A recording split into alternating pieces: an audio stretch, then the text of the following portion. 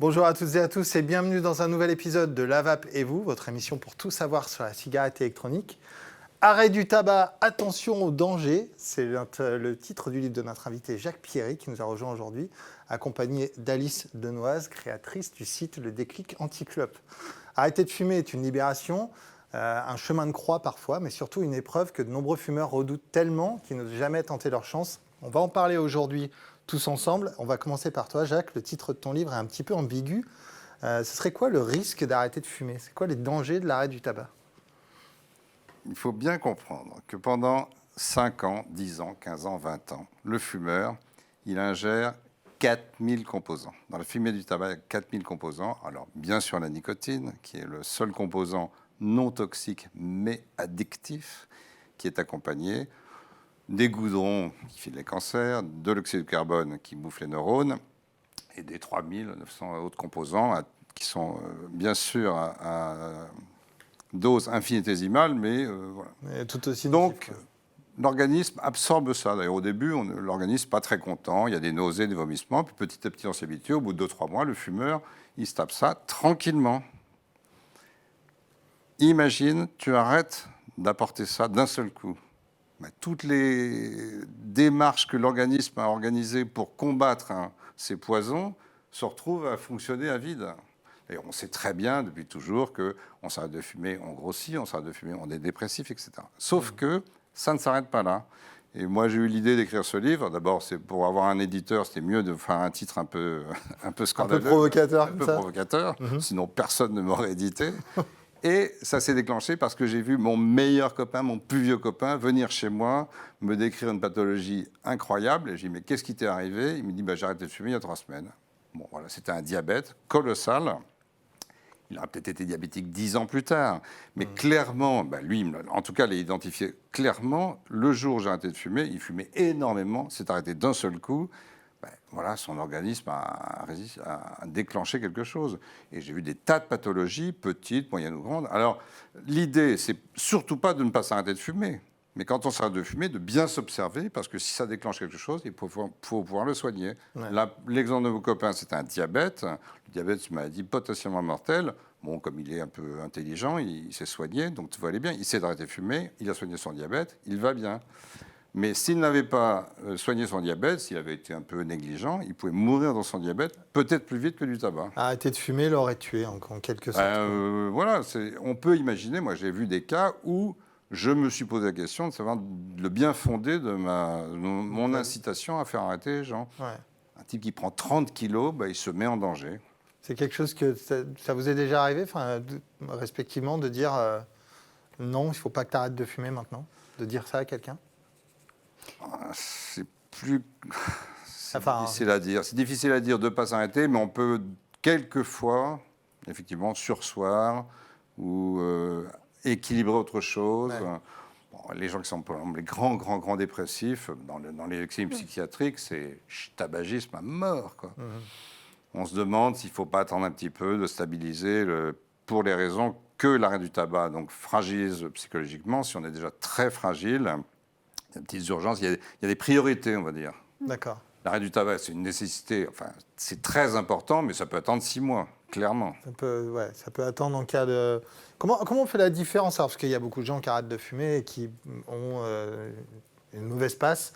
Quand on arrête de fumer, on devient plus irritable, on a ces problèmes-là. Comment on fait la différence entre j'arrête de fumer, ça va pas trop bien, et une dépression latente en train d'arriver, quelque chose de plus grave sur lequel il faut agir?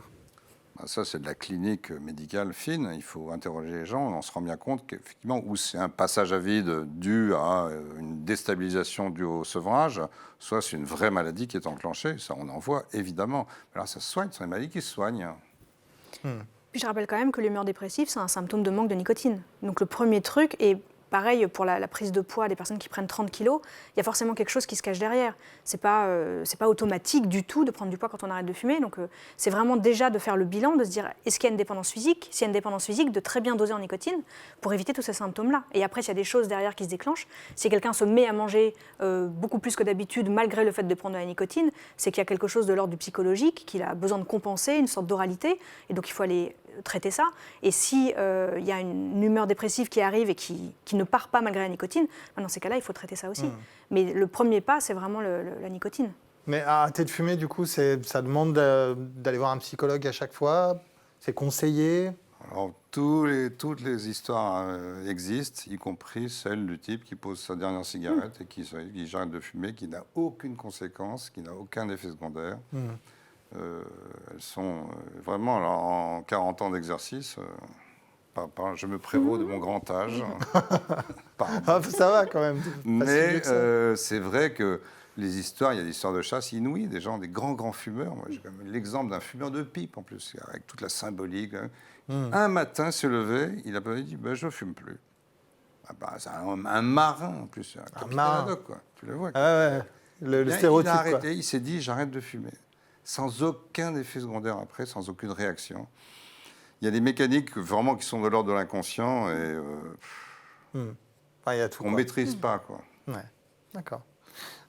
Merci pour ces réponses. On va partir à la rencontre du docteur Philippe Prel. On a été interviewé dans son cabinet, qui a eu la gentillesse de répondre à quelques questions sur les effets de l'arrêt du tabac. C'est tout de suite dans La Vape et vous.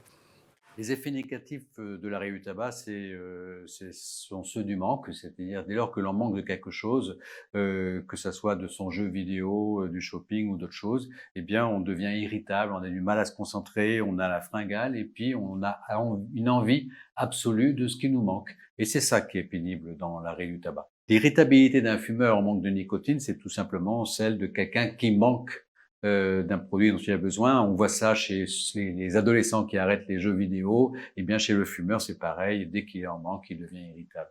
On se pose de plus en plus la question de l'importance de la gestuelle dans la dépendance au tabac, mais en fait, vraiment, c'est la nicotine qui est à la place numéro 1 de très très loin. La nicotine est un psychostimulant qui permet de penser plus rapidement, de mémoriser mieux, de bouger plus vite, ce qui fait que globalement son usage est apprécié du fumeur et c'est pour cela qu'il continue et que le cerveau en redemande.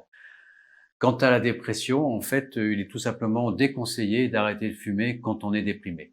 La vape est une très bonne solution pour arrêter de fumer parce qu'elle, d'un côté, elle apporte la nicotine, ce qui permet de ne pas ressentir les effets du manque, et de l'autre côté, elle apporte tout ce qui est important au plaisir, c'est-à-dire la nicotine et les arômes.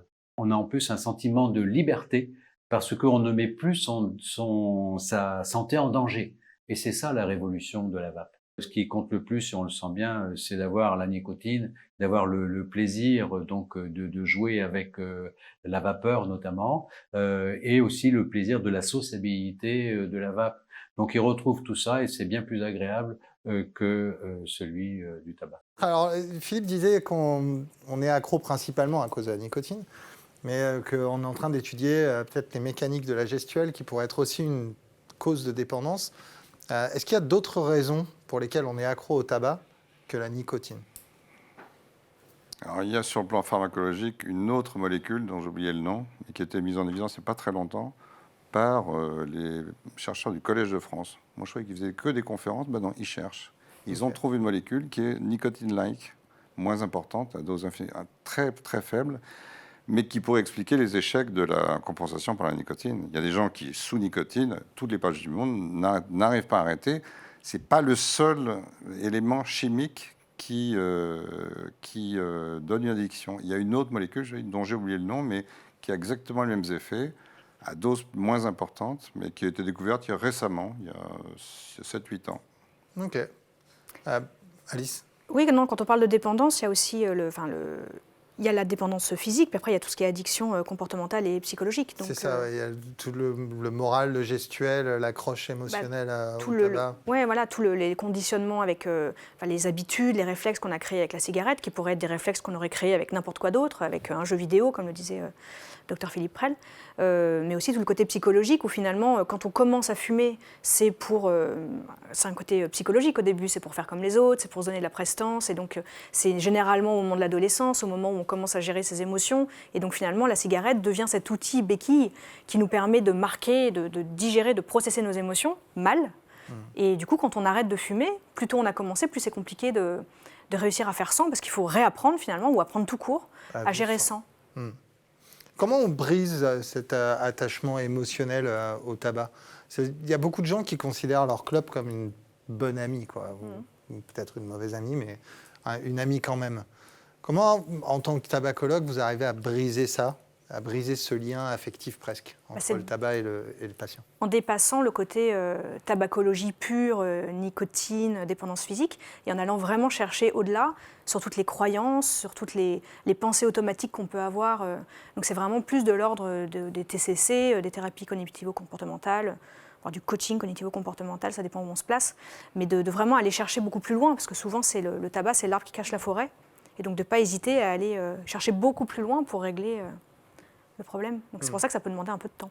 Jacques, tu as dans ton bouquin dressé les symptômes qui sont à surveiller quand on arrête le tabac de façon brutale, enfin dans les cas sévères. Est-ce que tu peux nous faire une liste des symptômes les plus graves à surveiller là-dedans? Les plus graves sont les troubles métaboliques. Alors, j'ai vu comme des hypothyroïdies déclenchées de façon contemporaine. Alors, on ne sait jamais si c'est que l'unique, sûrement plurifactoriel, mais enfin, clairement. Alors, l'hypothyroïdie, c'est vache parce qu'on est fatigué, on prend du poids et on est un peu dépressif. Donc, on se dit, c'est l'arrêt du tabac. Non, c'est aussi une maladie métabolique. Donc là, il y a eu cette histoire de mon copain qui a fait un diabète. Il y a tout ce qui est de l'ordre de la dépression, la prise de poids, bien sûr, mais il y a plein d'autres petites... J'ai vu, par exemple, une patiente qui a arrêté d'avoir une vie sexuelle parce que son bonheur, c'était de fumer après. Tu ne fumes plus après, tu baisses plus. Il aurait fallu qu'elle se mette à la vape, du coup. Ça aurait été... Ah bah oui, mais ça n'existait pas, ça, c'est il y a très longtemps. Juste après ça, bam, un petit peu de vape. Merci à tous les deux pour ces réponses, en tout cas à toutes ces questions. On espère que vous y voyez un petit peu plus clair à travers tous ces mécanismes. Vous pourrez retrouver le livre de Jacques Pierry, L'arrêt du tabac, attention au danger, aux éditions du Cherche Midi. Et vous pourrez retrouver le site de Alice sur Internet, le déclic anti-clope. Il y aura tous les bons conseils d'Alice dedans. Quant à moi, je vous donne rendez-vous très vite sur Top Santé TV pour un autre épisode de La Vape et vous. Excellente journée.